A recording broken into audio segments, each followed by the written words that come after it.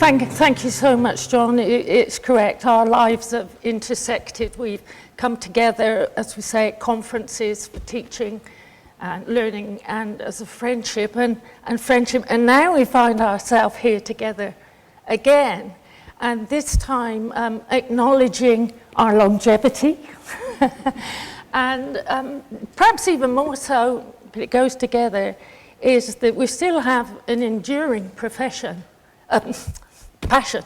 for our profession. And that's what we wanted to explore for this memorial lecture. And we acknowledged in the room that there are so many of you who are have been adventuring and, for a very long time, and those others who perhaps recently getting into it. But what do we want to acknowledge, Sandy? We want to acknowledge that there is quite a few people in this room that have been undertaking adventures for a long time, and I look around the room and I can see there's a lot of people here with a lot of experience. But we really want to explore the fact that what fuels the continued engagement in adventuring for yourself, and how does that affect your career longevity and living a life well lived over many, many decades. Okay, so a bit about Sandy. Passion, I think. It is. I've now got to the bit that's below the bit if I want internet, so we're in now. So thanks very much. So yeah, we have spent time reflecting on our the business of having a long career and still an impassioned career, if you like. And when we looked, we felt that the extracurricular activity, the doing your own trips, if you like, was a significant part of what has kept us engaged professionally and what's kept us engaged and contributed to our well-being personally. So that's what we would like to talk about today through stories, and we feel quite well equipped for the job, don't we, Sandy? Because between us we've got just over 90 years of collective experience. And also we've got about the same amount of time too dealing with that old knotty nut thing called work-life balance, trying to juggle our working life with that business of perhaps getting out into the outdoors and feeding ourselves as well.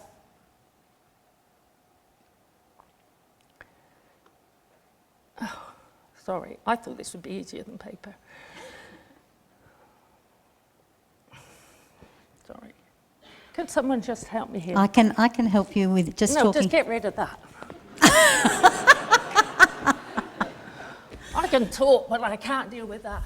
Okay, you keep going. So whilst we're talking about passion, we'll say we've decided that our definition of passion is really about having a sense of purpose, a strong sense of purpose of what you do, and also a sort of deep intrinsic motivation to want to go and do it, if you like.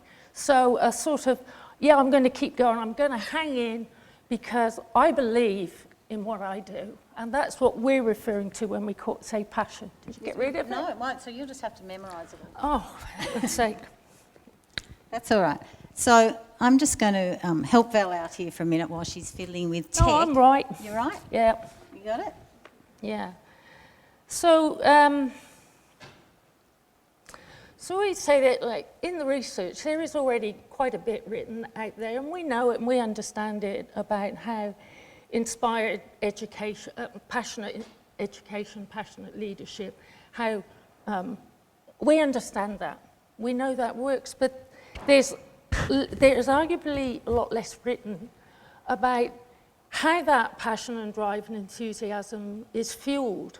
How do we manage to sustain that enthusiasm? And so here, as I said, we're making a bit of a case for the extracurricular journeys, getting out and doing your own thing. But we're going to start at the beginning And we'll start by some reflection on how your own passion may fuel the passion and journeys of others. So in terms of that, one of the things that's well identified in the research, and we'll come to that later on in the presentation, but it's something that Val and I reflected on and said was a really key thing in terms of keeping a sustained career, and that was the role of a mentor or a friend or an inspirational person that you knew, or a guru. And on reflecting about how we met, it became apparent that it was my understanding of the sorts of life that Val lived. Her life was very well lived outside of work. Her adventures and the things that she undertook were inspirational, and they were very inspiring for me. So for somebody who is perhaps a decade further down the track than myself, to see somebody engaging in big adventures that were extremely challenging and unfamiliar and remote places was inspirational, for not just in terms of engaging for your career, but for a life well lived. So I was looking for somebody to run a new unit that I had written and was implementing at the university where I worked at, which was about therapeutic interventions and the outdoor experience, and Val was recommended to me. And it became apparent that she was not only very well equipped to be able to run that unit, but when I found out more about her personal life, it truly inspired me. So in terms of not necessarily mentoring day to day and guiding me, but having somebody further ahead in their career and further ahead down the track that was living a very inspirational life, it was important. At that time, Val had just done a number of around the world yacht race legs. She had walked, paddled, cycled on nearly every continent. She's from Hobart, so she won that competition before. Got the biscuits. But she has spent many, I could say months and years, walking off track in the Tasmanian mountains and wilderness. Only a couple of months ago, she came back from walking on the Mitchell Plateau, off-track navigation, and walking for about 3 weeks, and last year embarked on a solo adventure sail in a yacht that she helped build herself from Hobart all the way to northern Queensland and back on her own. Now, give her a clap, give her a clap.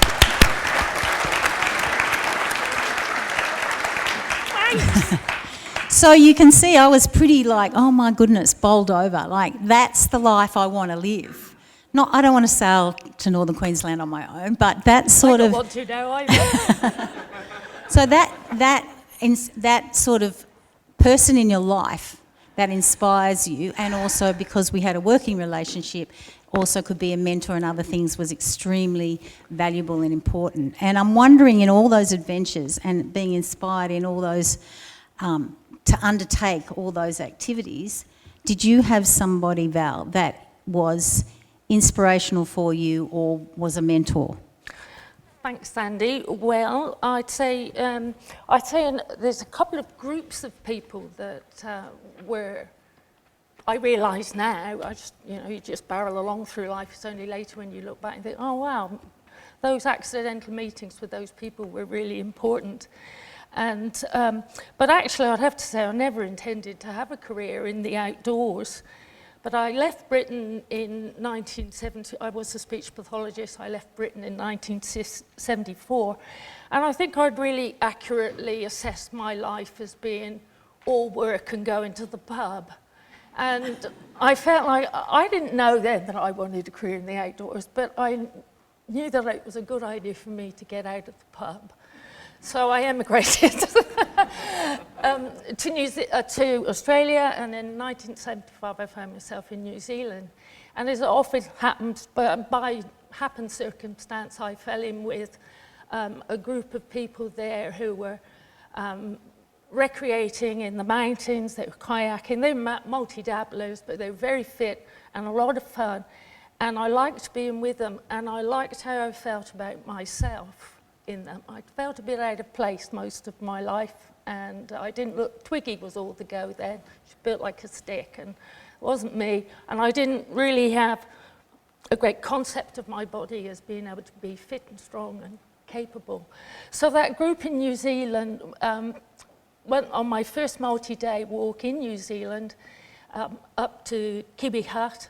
I do remember now just standing there and thinking, this is where I'm meant to be. You know, when you get that epiphany moment, feel it, not in the head so much. This is where I'm meant to be, this is what I'm meant to do. But I didn't act on it, I had no idea how any of that would happen, and so I carried on for another 10 years as a speech therapist and multi-dabbled my way around New Zealand and then into Canada and America, picking up outdoor skills. And then I ended up in Tasmania, and by another luck and circumstance, I'd heard about this guy called Rob Sveen, and who ran an adventure therapy thing, and that's what's that? And people saying, oh, you should go, Val, you love it, it'd be great. And I accidentally walked into his office, and he said, I'm Rob Sveen. I said, oh, I've heard about you. My friend said I should meet you, and he said, I've heard about you, do you want a job? It was that easy in those days. And so then I was introduced to the world of what was then called adventure therapy. It was later called bush adventure therapy, and it's iterating its way around now. But there I definitely found, I had got leadership qualifications by now, but I wasn't attracted to working within a school or an institution. But there I felt, it's that same inner sort of feeling really, not in your head, but I found my place and I found my people, and as it turned out, I'd found my work. And I'm wondering, Sandy, did you have a similar experience? What a beautiful segue. Thanks. I think the thing that we don't reflect on or think about until we've had decades in our careers and occupations is how we sort of ended up there. And I would have to say besides continuing to be involved in your own outdoor, in nature activities and adventures, my number one thing that if I reflected on it would be to find your tribe and to find where you belong. And in my case, I was working in a university on my own, running outdoor education and outdoor education units, and it was very solitary, and there was a number of the people, including Andy Cope, who used to work here when it was Monash University, and a group of us who were involved in the fledgling VOEA at the time, and OEA and all those sorts of organisations were just beginning, and we got together to support each other. The Trobe, Bendigo, had 17 outdoor ed lecturers at the time, so they were fine. But the rest of us were all operating on our own, and we got together, and it was a real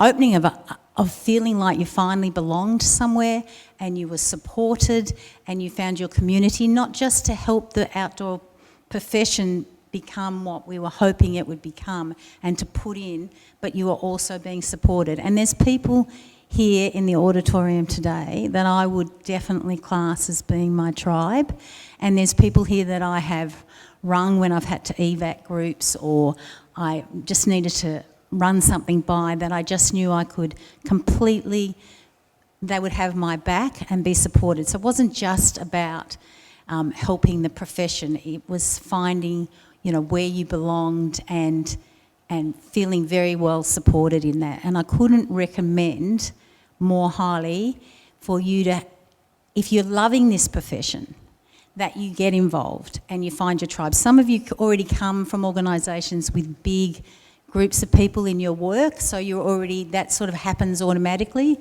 But there's many people here today, I think, who probably are operating quite individually on your own, and a lot of people have done that and found their people or their tribe. But it was very, very much a part of why I feel I've had the last 4 decades and loved it, but I found my tribe. And being like you're belonging and in community is incredibly important. And I'm wondering, Val, do you feel like you were supported, like you've embarked on all these amazing adventures? You always seem to get yourself into the place of being in an unfamiliar place, a challenging place. Is that How have you ended up being there? What has been your motivation for that? What a great question, Sandy. Well, it's really only relatively recently, since we were talking about this spontaneous conversation, that I recognised that trait in myself. And I thought, oh yeah, Val, you're always doing that. You know, I'll sign up for practically anything, probably. And but I will say it's definitely not social media. And I have a little check that I use on myself when I'm starting to plot or plan, whether it's even just a day or something longer. And I check my motivation. I think, well, Val, would you do this if you could tell no one about it? And if I think, sure would, then I think, right, that's the right one, that I'm going to do that. But if I think, oh, I don't know, it'd look pretty good, wouldn't it? Then I just question it. I'm not going to say I wouldn't do it, but I question it. So that isn't a strong motivation. And I guess the other thing I would say in terms of what's my motivation or support me making the decision is, well, like probably most of you, I don't really know. Some of it, I just don't really know. There's just this little urge, this little adventurous urge that I want to give expression to, if you like. But I would say that from a personal and a professional perspective, I do really relish the opportunity to step away from the familiar, because I'm really interested in myself, in my personal growth in terms of who I am, and I want to live a life until I die, if you like, and I believe in lifelong learning. So I like to step away from things I'm getting very used to in a way. I'm not an adrenaline junkie by any means, but it gives me an opportunity, I think, to understand myself more fully and to extend and develop my skills. And I don't want to become complacent or rigid in my ideas or my skills and my understandings. So that applies to me personally, and that comes back into, it's a circular kind of thing, because that kind of sensibility of I guess, of wanting to stay open and flexible comes back into the workplace, and particularly as I'm, working in the therapeutic adventure, if you like, that's the kind of mindset I want. So I guess it's a kind of, there's a learning and growing, there's an intrinsic motivation, really. But what if you stuff up? What? Like, what if you stuff up? Oh, I'm on the wrong slide. Oh, we'll go to then, I'll tell you. Oh, can you ask me a different question?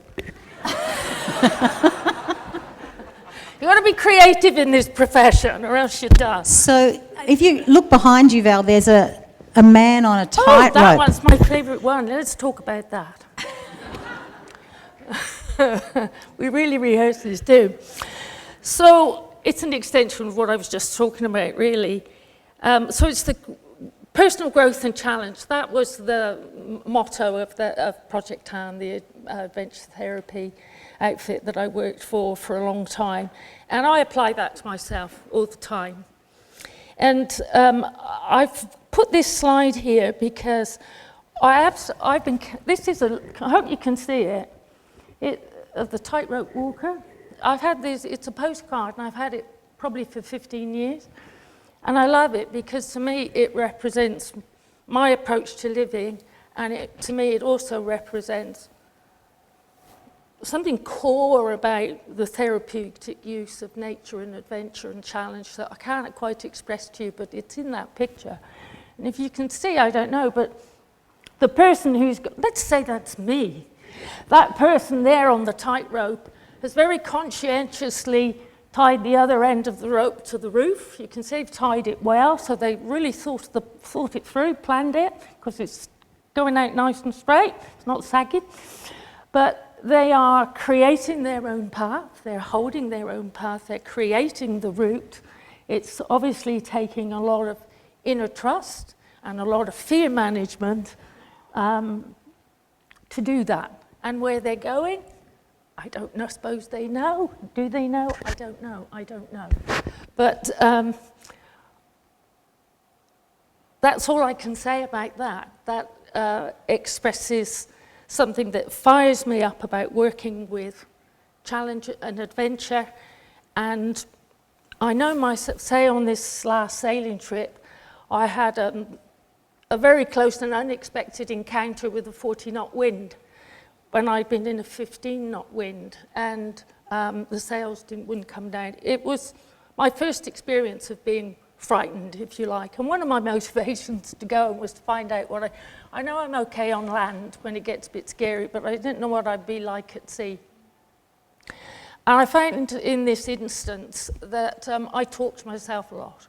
So, the sails were stuck, the wind's blowing, and I hear myself saying, okay, Val, you've got to go up and undo that rope. I don't want to undo that rope. Go and undo it. Good girl, good girl. 3 points of contact, go. And in the end, I had to cut the rope. Get the knife. I don't want to get the knife. Get the knife. Good girl, well done. But the thing I'm trying to get to is, say, it was all ended happily, or reflected on what I needed to learn. But so this is for me in my personal life, and it works in the professional life. I'm on a pathway like that, metaphorically through life, if you like.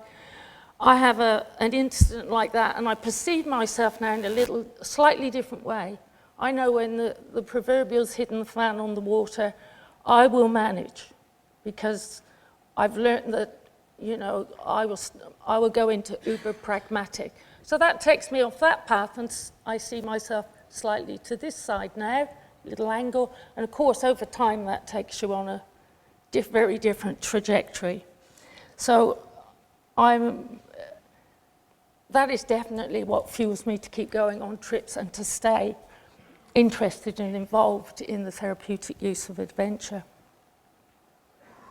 And I think the thing is, when you embarked, when you left, it was one of the things you were talking about when you left Hobart, and I was saying to Val, you know, you're unsupported in a sense, you're solo sailing, and are you worried about failure? What you actually said was, I'm going to ask you, Val, what happens when you stuff up? Yeah, I know. If you stuff up. I just thought I would help you. Well,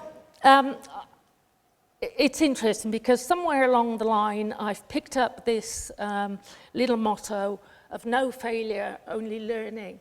And I find that absolutely fantastic, because if you've got that in your head, then that gives you a whole lot of freedom.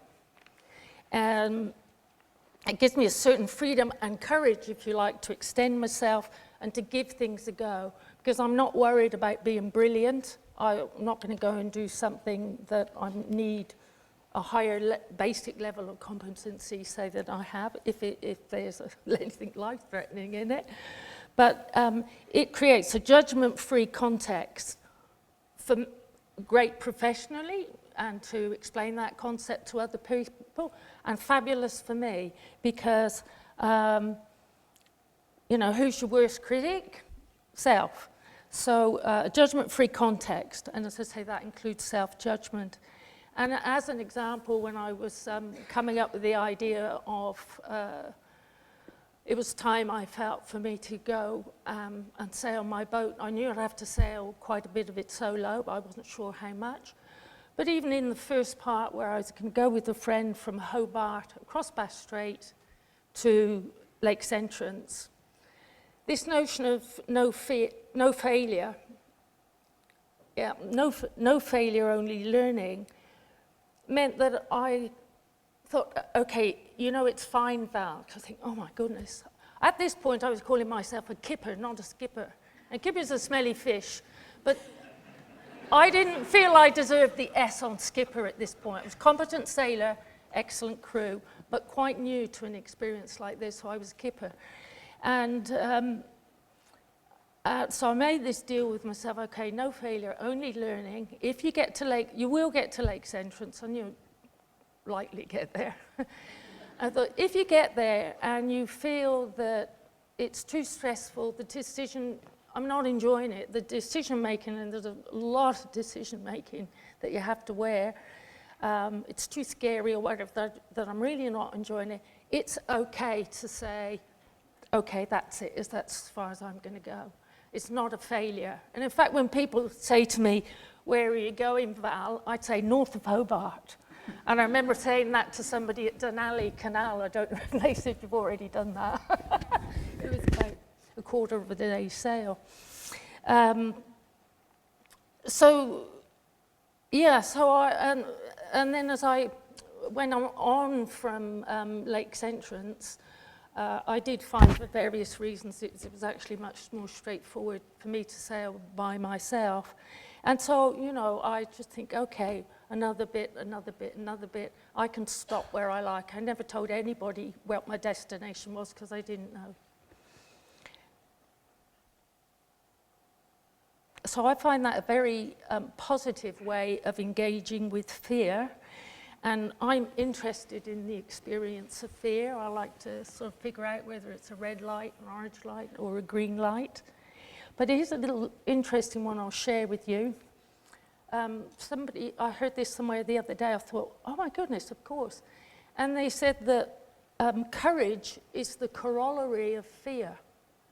And so you can't have courage if you don't have fear. And I'm translating that into, because I'm not talking about, you know, you've got a big fear, a big courage. I'm not, well, you will, but I'm not necessarily talking about that. So I'm saying you've got to get a little bit nervous if you want to get a little bit brave. And that applies personally, and it implies that applies in our work too, as we're encouraging people towards new perspectives of themselves, new understandings of their competency, if you like. Yeah. Okay, this one. I'll just play and you talk afterwards. No, I want to introduce it. Okay. So this is a little video I'm going to show you. I'd forgotten I had this video until I got home at the end of the trip. And I'd like to show you, but before that I will say, I read something, I think it was Eric Brimmer that actually wrote it, and he said, in adventurism, which we're all part of, fear is an inevitable friend. It's an essential companion. It's not something to fear. And accepting fear as something useful and necessary is essential to survival. I really like that as a quote and a reminder. And I'll say that when I came back from the trip, you know, a lot of people say, oh, you're really brave, Val. Oh, you're amazing. You're so brave. And you think, oh, you know, no, I'm not. And then I found this. And I'd like to show you this. At the point I did this little bit of film, I'd been solo sailing. I have to day hop and come in through all those bars of the New South Wales coast. But I've been sailing for probably about 1,500 nautical miles. But it's at a place called Wide Bay Bar, and if you look it up on the internet, it will say notorious Wide Bay Bar and something else that make you think, oh my God. And you have to get, it's near Fraser Island, you've got to go over this bar to come in to the little gap next to, between Fraser Island and Inskip Point. And the point is, you get over the bar, where the waves can be big and steep, but then you have this area called the Mad Mile, because even on a great day, it's bumpy and unruly. So I just want to show you this. I just wanted to capture this moment because I'm in Inskip Point and I've just crossed to Wide Bay Bar. It takes about 40 minutes. Wide Bay Bar for me became something of my nemesis. I got really frightened about it. But with good planning and good weather selection, I knew it would be pretty benign for me today, and that's what I did. Came through, it was pretty benign. It's too hot, I've got to go inside now. Come with me.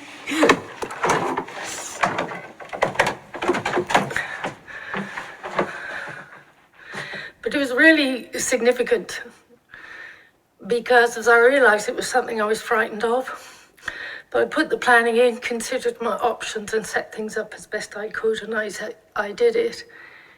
And I think I feel really proud of myself. I don't think it's insignificant to be up here and come through that bar even when the weather is insignificant. It still takes a certain commitment and courage, and I feel really proud of myself for the whole trip. Over. Yay!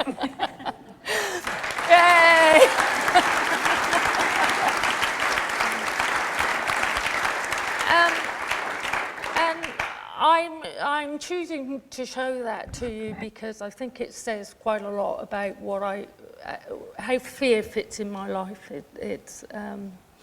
But really, I want to show you because I feel it's a tender reminder of how healthy fear can foster good planning and self-management, and how facing and overcoming fear grows resilience and confidence and strength of character at any age. Don't lose that desire, so at any age. So this again is one of the ways that I'm fueled, if you like, by my recreation, both both personally as I understand and discover myself more and more, but also it fuels my passion for all that the nature-based and adventure-based therapists have to say, because I know how much I've learned and grown through applying those principles to myself. And it's definitely gives me a huge sense of purpose to take back into that workplace. Now, talking of a sense of purpose, and earlier on, Sandy said that I was a mentor. I was really surprised when she said that the first time. And she was really surprised when I said this the first time. But Sandy, I've watched you at work, and you have an immense sense of purpose about your work. I've seen that. And you're my mentor in that, Sandy. Would you like to talk about that? At the start, we talked about digging a bit deeper in terms of to lead a passionate life in terms of your career, but also how you lived it. That passion was a major thing, but what was passion? And the definition is a sense of purpose and intrinsic motivation.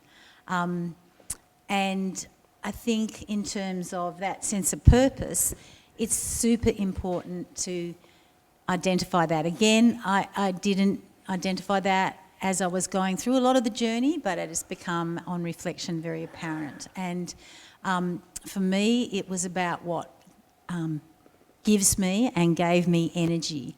And I feel sorry for my students, there's a few sitting in here in the front row and all the rest of it, but I could come out of a 3-hour lecture on fire. I don't know if they were on fire, but I just loved it. And the field trips, even though you'd come home tired, just that time and that connection with the students, and like just some of the stuff that you would end up, you're floating down a river and talking with them, or you're in a snowstorm and you've all ended up getting into a hut with rats because the rain's 40 mil of rain on Stirling and you're worried that the snow caves and igloos are going to collapse and the whole bit. I just came home full of energy, and I loved walking that journey with the students and seeing them, like that awakening of, actually I really like this. They came in to do exercise science and they went out as outdoor educators, like, yes. And I could just see that perhaps I was making a difference, and even more importantly, that if they went into schools or into programs or with private providers, that ripple effect was going to happen and they were going to make a difference. And I think the thing that I'm trying to say is find what gives you energy. Find what fills you up, even though you're giving, because that sense of purpose of making a difference and that it's really important will keep you passionate and fired up. And also try to ignore the noise. So there's a lot of pressure on a lot of us. I haven't done my job here. there's a lot of pressure on a lot of us to climb the ladder. And I know for myself there was a lot of pressure on, okay, you really should be stepping up to this role and all the rest of it. But I really thought about what that would require, and it would mean much less contact with the students, no more field trips, etc., etc. So I decided, career-wise, that I wanted to stick with the thing that really inspired me, and that was to walk those journeys with my students and watch them catch the fire. So in terms of your long-term and your longevity in a career, plus also that inspiration that you get when you go out on your own personal trips, and then you come, spend a great ski trip or whatever, and you come back and you share that with the students. Like, identify that. What is it that gives you that energy? What fires you up and that will keep you going, and that you just love to be engaged in it for the next, 3 to 4 decades, because that sense of purpose is an underlying thing that fuels that passion. So that's very important. And I suppose the thing is, we did start a little bit late, and we're holding you up from your drinks, I know that. But we've got lots of stories, and as Val kindly shared, we've got over 90 years between us, so you could be here for a long time. But we're just going to finish, I think, by talking a little bit, getting back to those extracurricular times that we've spent ourselves on our own personal journeys, and talk a little bit about that being in nature and self-care. Do you want to say anything about that? Well, in brief, we could spend ages talking about the business of being in nature. I certainly learned a lot when I was solo on that boat for a long time. I thought I was good at working with nature. Oh yes, I work with nature. No, I didn't.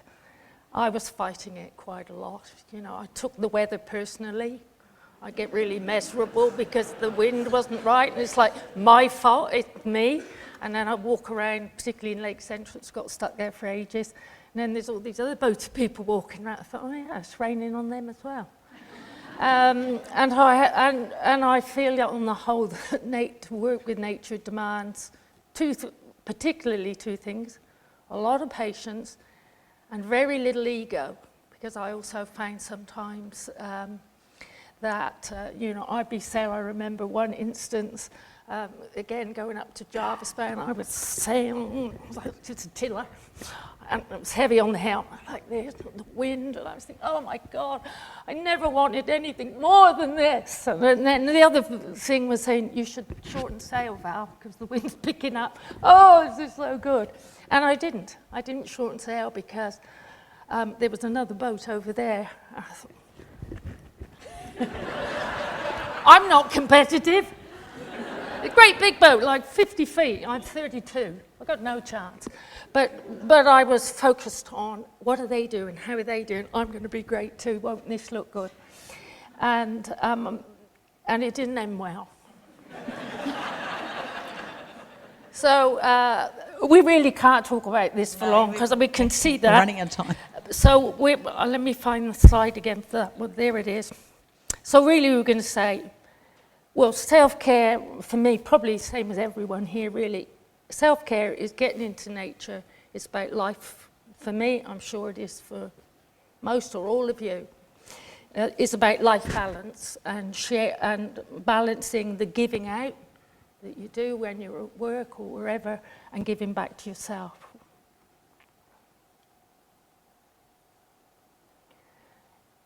So my final thing then is that self-care is mostly about that wireless thing's come up again. I can. So to finish, my self-care really, getting into nature is about self-care. It brings all that stuff, that fires me up to keep going. Is that the same for you, Sandy?